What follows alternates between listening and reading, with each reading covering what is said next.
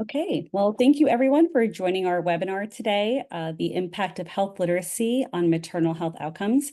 We have some great speakers, very excited to introduce them to you to join in a discussion and a detailed dialogue on the important role of health literate patients and the health systems and health plans that serve them on particularly the maternal health outcomes experience throughout the US. But first, a little housekeeping. We do have all attendees muted, but if you would like to ask a question, you can enter your question into the Q&A box that you see here on the side and click send. We will leave time at the end of this webinar to answer questions, but you can feel free to put your questions into the Q&A at any time. I am thrilled and honored to introduce our speakers today. We are joined today by two very experienced leaders in community health and health literacy. Today, we are joined by Dr. Lisa Fitzpatrick. Lisa is a board-certified infectious disease physician and a medical epidemiologist. She began her public health career in 1998 as a member of the CDC's Elite Epidemic Intelligence Service. She has also served as a foreign diplomat in the Caribbean, an academic researcher, and the former chief medical officer for the DC Medicaid program.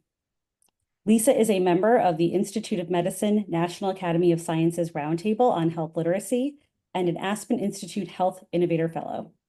She is the founder and CEO of Grapevine Health, a digital health media company that she established to build trust and improve patient engagement among Medicaid patients through delivering culturally appropriate and relatable health information.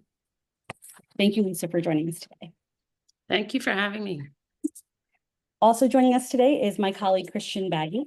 Christian Bagge serves as GetWell's head of payer strategy, where he leads payer go-to-market strategy and commercialization efforts.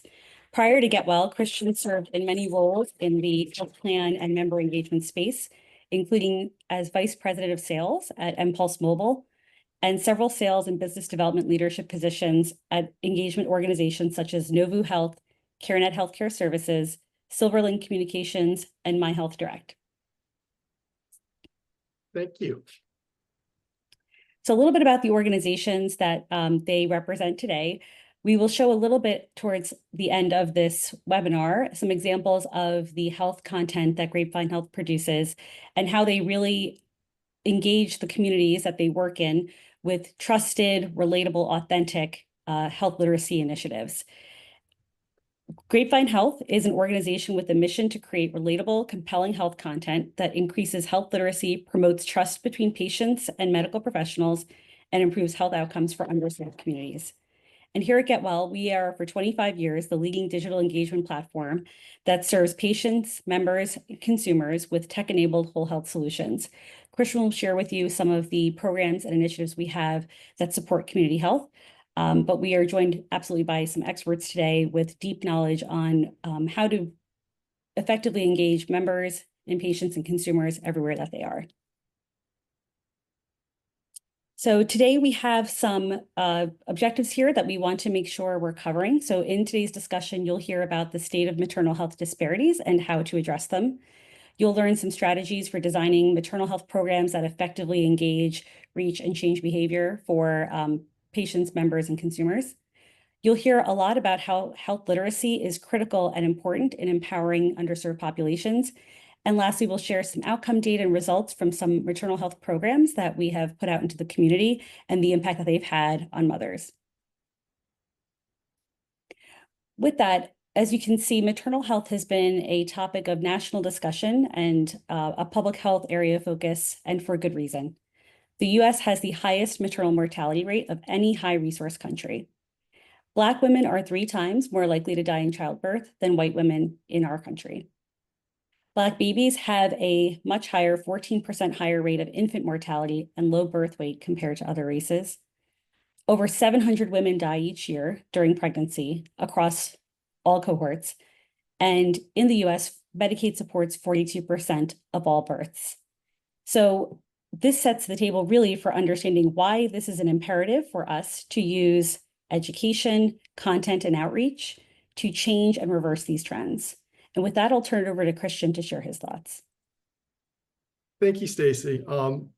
First of all, thank you for the introductions. And Lisa, I am so excited to have you here today. I know we've had a number of conversations leading up to this, and I can honestly say I learned a couple things on the intro about you that I didn't know, Like what?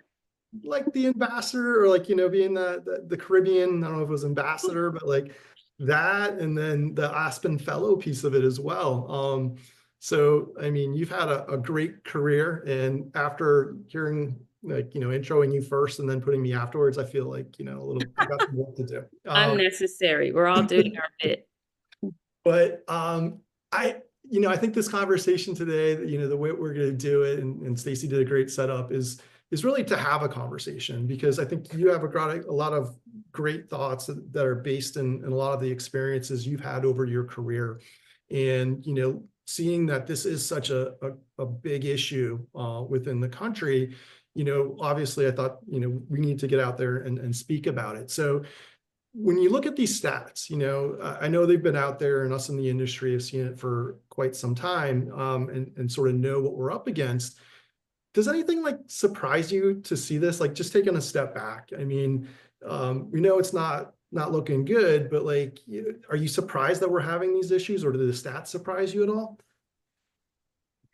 I wish I could say yes. I think once upon a time, these stats would have surprised me. But I mean, Christian, we've been talking about these stats for 20 years. And the question is, why aren't we further along? Where are we missing opportunities to change these numbers? I think we spend a lot of time talking about what a shame it is. And I think there's some great work happening in the maternal health space. But I think conversations like this just help remind us how important it is for us to look at these numbers and accept how terrible they are, and really think about how we can design more effective strategies. I think the stat here that stands out to me most is the last one, that Medicaid supports almost half the births in the country.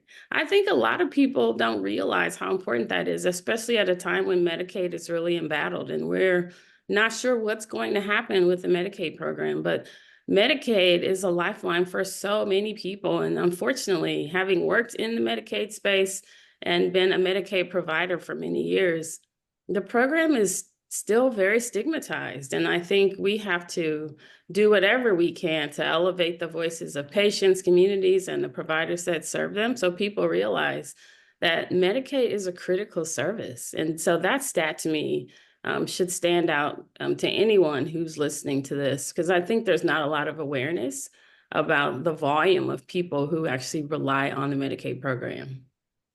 Yeah, I mean, in the what we've seen recently with the, becoming super highly political, regarding Medicaid and the funding cuts that could be coming down the road. I think that stat even speaks further now, because it's not just, like I said, the common misconception might be, well, it's just inner city, that Medicaid helps. And in reality, it cuts across political lines, because there's a lot of rural, a large portion of the rural, citizens out there living in rural areas, are on Medicaid. And so and I think I bring that up because, I think it's not a one size fits all. And so those who are on the call with us, who are watching, know this better than most, that, you can have a great solution, but it doesn't necessarily mean that it's going to be the great solution for every age group, for every gender, you know what I mean? Like, and so you got to really sort of, I think, pay attention to that, when you build these things out. And, based upon your experience, in the communities that you've engaged with and served over the years, like, is this something that, like, is front of mind, because there's lots of reasons behind this, I guess, right? And so when I say, like, is it front of mind, we were talking earlier, and you had this great story about blood pressure. I call it the blood pressure story, but it goes even deeper than, just making a great program. There's, to tie it back to, health literacy, there's also a trust thing that exists out there too. And so before I get into, like, the sort of the inner workings of, how Get Well is trying to address some of these concerns that we're seeing in the market, I don't know if you want to take a minute to just sort of talk about, like, what you've seen in some of the communities that you've been, working with over your career, and how that, the blood pressure story, I think I'm equating it to like a trust of the system, how that might play in. And I think people are anticipating this great story about blood pressure.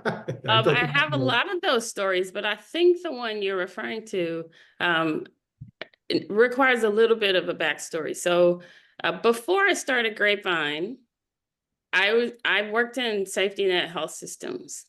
And part of my work included understanding patient experience, talking directly to patients and their family members about the care they're getting, why they're not engaged in care. And then when I went to work at the Medicaid program, I continued to do that, talking directly to our members and saying, oh, I see you went to the emergency room. Tell me about that. Why did you go to the emergency room? So this work, listening to patients and community members and actually being on the ground talking to people, it started many years ago. And so as a result, as we've started to refine the areas of focus at Grapevine, maternal health has been an area we get a lot of inbound requests to help understand community and patient insights around maternal health. And so some of these conversations are very enlightening.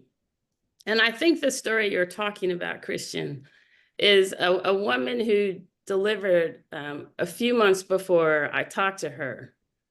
And I said to her, well, what happened? And the reason I was talking to her is because she was on a list of patients we had received, or members we'd received from a Medicaid plan. Excuse me. So I asked her about her pregnancy and what happened. And she said, well, when I got to the hospital to deliver, they told me my blood pressure was high. And then they kind of, fussed at me for not coming into my appointments because they said, I should have done something about my blood pressure. And I said, well, what happened? Why didn't you go back to your prenatal care visit? She said, well, I did everything they told me. I went to the first visit. They checked my blood pressure. They checked me for everything. And they said I was fine. So it was a shock to me to find out I had high blood pressure. So is that the story you're talking about? Yeah. Yeah. So I think that the aha moment for me reminded me of a conversation I had with an OB provider. I asked this doctor, when you see all of this rhetoric and all these conversations about how the health system needs to be more responsive to people's needs when they're pregnant, how does that land with you? And he said, well, a lot of these people haven't had primary care. So by the time they show up, they've never been diagnosed with high blood pressure or diabetes. And so he felt one of the biggest barriers was that people need health information before becoming pregnant. They need primary care because by the time they get to prenatal care, they're already in a high-risk category. So my follow-up question to him was, well, how do you communicate about high blood pressure throughout the pregnancy? And so this also revealed an area where the health system needs to do a better job, making sure people understand pregnancy is a very dynamic time, physiologically dynamic. Things are changing all the time. So no one had ever told her, including her doctor, just because your blood pressure is low right now or normal right now doesn't mean it won't change throughout your pregnancy. And so that's a very simple message that could have been conveyed to her, even digitally. And you never know what could have happened, but she was on our list because she had challenges during her pregnancy, and all of this could have been avoided with better communication and better education. Yes, thank you for that. And I think that story is really poignant because, I mean, in the end, unless you're sort of shown the way, right? Or sort of you're told like, this is how it's going to work or how it's going to play out. And you're calling out that there's, just because you're feeling a certain way, this way today doesn't mean that it's going to be constant, especially when you're pregnant due to all that you're going through. We've heard this also about anemia. And as people probably know, anemia is a very common occurrence during pregnancy. So if someone has normal blood counts at the first prenatal visit, we need to be communicating with them about what can happen, because so many of the women we spoke to didn't want to take the prenatal vitamins. Why? Because they're too big, they can't swallow them. And no one had explained how critical it is to keep the blood volume up throughout the pregnancy.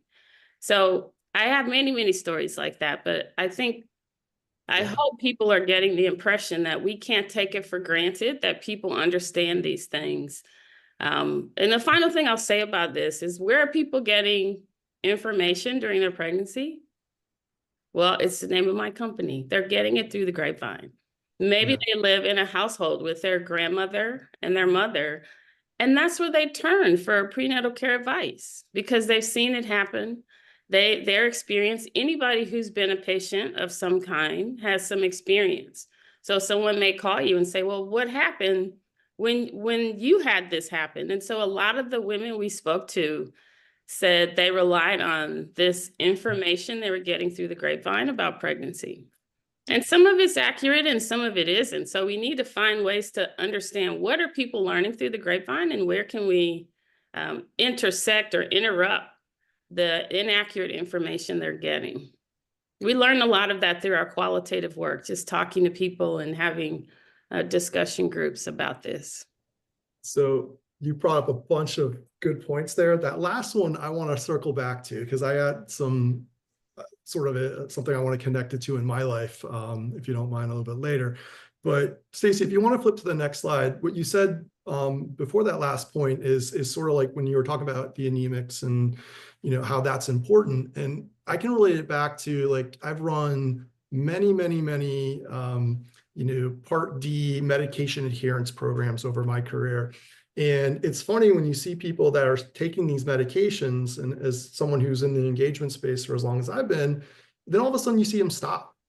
And you ask, like, why would they stop taking these meds?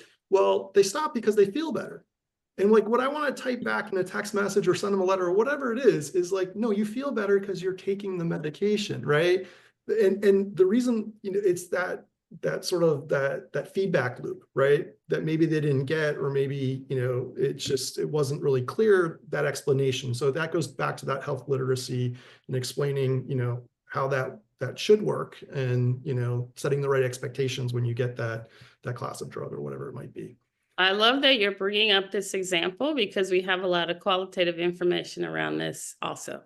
Yeah. Oh, you're right. That is one of the primary reasons people stop medication. I know medication adherence is a big deal, particularly for payers, because of it's a quality measure, a heavily weighted quality measure.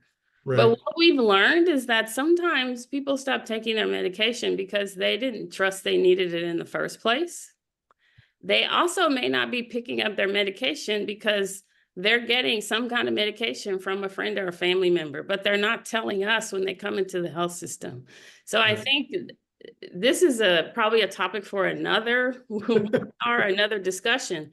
But the emphasis on medication adherence is very interesting to me, having spoken to so many people in the community and learned about behaviors around medication, the perceptions around medication, reasons people do and don't adhere to medications. It's actually more complicated and interesting than we think. It's not just, oh, our records show that Ms. Jones picks up all of her medications, so you can check the box that Ms. Jones is adherent, but why is she still having complications? Why is she admitted to the hospital? Why is she going to the emergency department?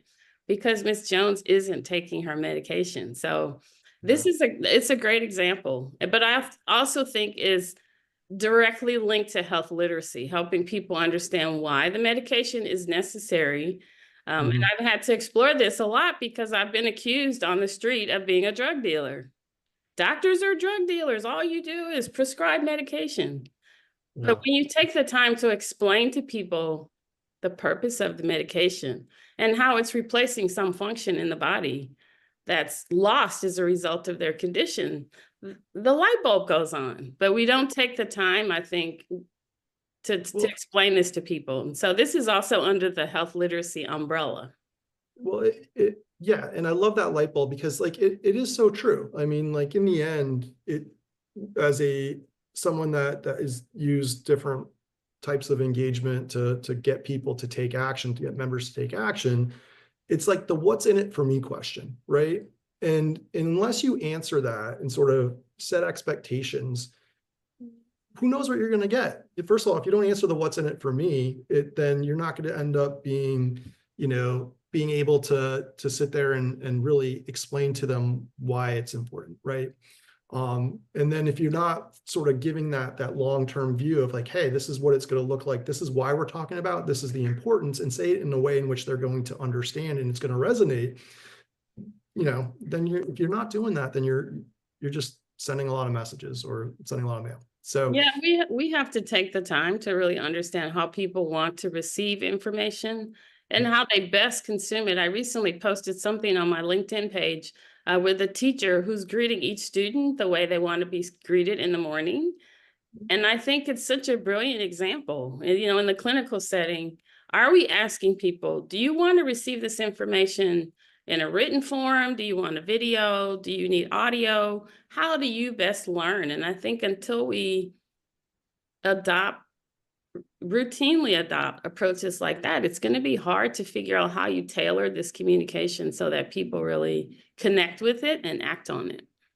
So so this is what happens when Lisa and I get together, because she says things and I'm like, yes, I have this great story that I could bring up right now about people calling me Chris instead of Christian, because even that could set the conversation off on a wrong. Because you don't want to be called Chris? Yeah. Like my mom told me she named me Christian, so no one's allowed to call me Chris. And so I'm very careful of that when I introduce myself and talk to people, and if they call me Chris, I might correct them, which is weird. It's something that's important to me. You know what I mean? So, yeah. Well, I'm the same way with people calling me Dr. Fitzgerald. So I feel your pain. All right, we're going to pivot right now so we can sort of go through a couple of things that Get Well's doing, specific to and incorporating a lot of the conversation we're having within, our solution here. But we look at, maternity, and like, we're not going to solve every problem through the program that we have currently, but it does make a big difference in certain areas. And so one way that I think, our program and our solution's a little different is that we've really focused on whole person health, because whether if someone's pregnant, or you have a child that is an adolescent, and you want to look at their mental health, it goes beyond that, right? So it used to be like you have HEDIS measures and they're all focused on your physical health. Going outside of that, and that's like a pregnancy thing, it's physical health, but there's a mental component that we're going to talk about, and we talk about within our program. But there's also, the SDOH, or, the factors that are in their lives that can be addressed to get a better outcome. And so that's one of the things that we do with all our programs here at Get Well, is we try to address a lot of the social determinants factors that are in people's lives that might, be a barrier for them receiving healthcare. And so we have this slide that's up there. We have a way in which we do that. That's a part of this. If you flip to the next slide, Stacy, it's a part of the program that we have set up that really begins, at the very beginning, once we learn that someone is pregnant, and extends out. And so we'll do a survey for both, their mental as well as their, social needs at the beginning. And we recognized, per your comment, Lisa, regarding blood pressure changing, that it's not static, right? Things change throughout the progression, and pregnancy, is multiple months, and so what we end up trying to do is really focus on that whole person health, and give them, a lot of opportunity to not only address some of the issues that they might have, within their lives, whether it's the mental or social determinants, but also we have sort of a digital highway that we create. And so I think one of the issues that exists out there is there's a lot of awesome products, solutions, ideas out there, companies to help women that are pregnant and post-pregnant, or after they give birth, but it's not cohesive. It's not connected, right? And so this sort of idea of like a digital highway where Get Well will use text messaging to engage those pregnant moms once we know that, they should be in part of our program. And then it's constant check-ins. And we're going to do a survey at the beginning to see like if they've had a miscarriage in the past, if they're, if they've had a cesarean section on a previous birth or a high-risk pregnancy in the past. And then it's sort of built out to the needs of that individual. And so we'll ask also, the race and ethnicity, because that does play in. And depending upon this, who we have and where we grab them, there's a lot of different touch points, and it's like a weekly check-in. And so that constant sort of engagement, it could be a simple question, it could be giving them lots of information. If you want to switch to the next slide, Stacey, it sort of goes a little bit deeper, is I think our attempt, Lisa, at least, at the beginning, to like say, okay, well, there is a lot of stuff that you learn through the grapevine. And a lot of these pregnant women, they are connected to their moms or aunts or people in the community. And they might only see their OBGYN like once, twice every couple of months, or once or twice during the month, or whatever it might be. We're giving them like a sort of a feedback loop where they can ask questions. We have navigators that can jump in and sort of address some of their issues. And it's not meant to like replace an OBGYN or anything. It's just sort of, or even replace what the health plan can provide, but it's meant to sort of have that consistency where we can ask questions, we can get information from them, pass it back to the health plan, and iterate on the program that we've built to really impact that life that we're trying to have that great outcome for. So if you want to slip to the next one, I know y'all are probably interested in, this is great that, you have this great program, Christian, but, does it work? And so I'll sort of end my little part with this slide in the next one, which is just going over some of the results. So, what we see when we've launched these programs, and we've done it for both commercial populations as well as, Medicaid specific or self-pay in the past, that, we have a lot of engagement, and moms will stick around. I think around 90% of them who engage at the beginning actually see it through till the end of the program. A lot of those moms are using the SDOH services that we connect them to, which is all good. And that's all, front end stuff. The back end stuff that a lot of my healthcare or health plan partners on the line might be interested in is that by doing so, we're lowering the cost, which is important, because unfortunately, money drives a lot of decisions within healthcare. And we have to look at, is the campaign, is the solution going to actually provide some value? And without question, it does, by reducing the NICU stays for Medicaid moms and or for Medicaid children born, and reduction of preterm births as well. And then, the sort of the follow along, because it doesn't end when birth happens. Too often, with postpartum depression or other issues, we extend out our program for multiple touch points and weeks afterwards to ensure that, they're in a good place. And so when you look at that, 33% increase in breastfeeding rate among Medicaid moms, we're pretty proud of that as well. And we have the navigators that sit on the top. So we have, people that work for Get Well that are trained like community health workers. They're non-clinical in nature, but they're using the resources that the health plan provides. So if they have a doula company they want to work for, we can embed them in this program, and they can direct them to those resources as needed. And AI is great, but there will always be humans in healthcare. And I think having that warm person on the other end that can answer questions and direct people in need in the moment is still very important. That's something we believe at a lot. And you see some feedback there on the bottom of that slide. Yeah, and I just want to add, Christian, that quote here is what we call patient love, right? We get a lot of feedback from patients who are directly using Get Well's programs. We probably get the highest number of patient quotes and feedback from our maternal health program. And it's not just around the preparation for birth or at birth, but a lot of it is, like Christian said, after birth, postpartum. And it's not just physical, it's the feedback on, thank you for checking on my mental health. I felt like I was very alone without someone checking in and asking how I am feeling, because so much of the time after birth is around, how is baby doing? How is the baby feeling? And being able to pay that kind of attention to mom, we see that being highly valued when we see the feedback come in from the patients at the health systems that are using this program.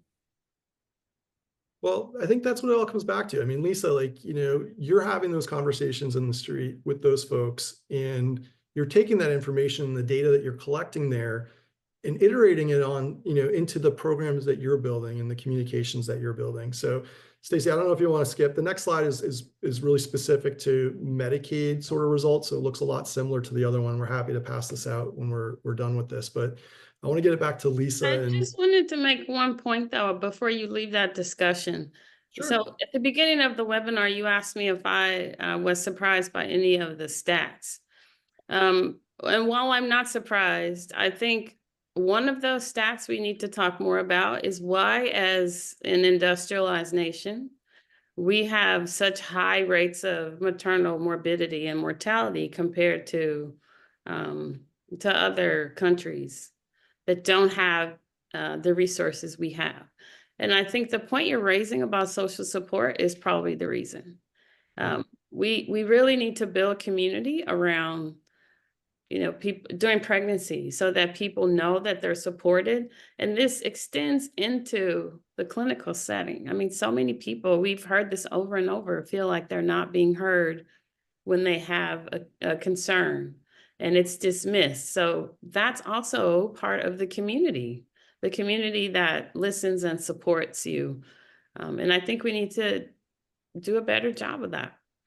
It's 100%. And I think empowering these moms to ask those questions or not feel, sort of have their concerns pushed aside is a big piece of that, and that's part of our program as well, is sort of giving them that, providing that empowerment so they can ask the questions that they want to ask and not feel stupid for asking them. Go get well. Yeah. I'm wearing my purple. I love it. And on the postpartum stuff, I read a stat, and I'm going to read it here because it was published recently, but postpartum and depression impacts 1 in 7 moms, with as many as 50% of moms like going undiagnosed. And so like the 1 in 7 is probably a lot closer to maybe to like a 1 in 4 or 1 in 3. And when you look at the scope of like programs out there, like maybe they do have a postpartum program, but it's like separate from everything else. So it's like all chunked out. But you're talking about community and sort of bringing it all together. I think that is the thing, right? Don't make it hard. Don't make moms feel weird, for having these types of, natural, feelings, right? Yeah, I think we have to talk more about it throughout the pregnancy and once the baby is delivered, so that it's not a stigmatized condition. I also think, some of the people we heard from also said, well, I had some support, for 6 weeks or 8 weeks after I was pregnant or after I delivered. And then I didn't have support. I sort of was thrown back into my life per usual. Yeah. And I know the previous administration really worked to try and improve reimbursement for postpartum care. And I think a lot of that either has been or will be undone. But where else can we provide those sort of long-term supports to get people through an extended postpartum period and not just say, okay, at 6 weeks, you're all healed, you're all done, see you later. I think we really need to be talking about the mental health concerns that can crop up well after the baby comes out. And also what other kind of support people may need. I just think it requires a lot of conversation and consideration. Well, I think it's interesting that, we can all, I think, say that preventive care works, right?